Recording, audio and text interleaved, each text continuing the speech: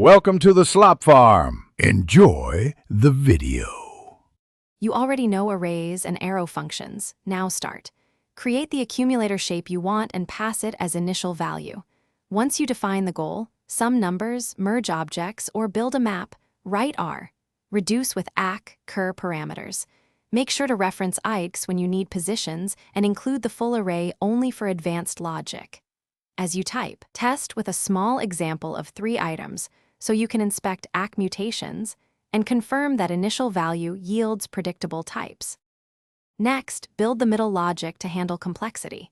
You should avoid mutating ACK directly. Instead, return a new object or concatenated array so other code remains safe. Once done, branch inside the reducer when inputs vary.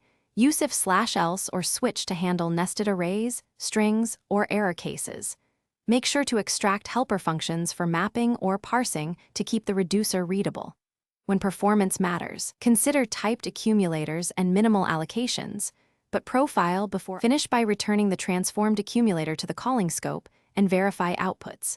You should run tests that include empty arrays and null elements, and make sure initial value type aligns with accumulator operations to avoid NaN or undefined. If things go wrong, inspect a small trace. Log ACK and cur for 2 iterations to see where types change.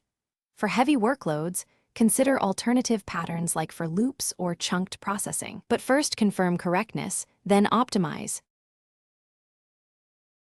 Thanks for watching.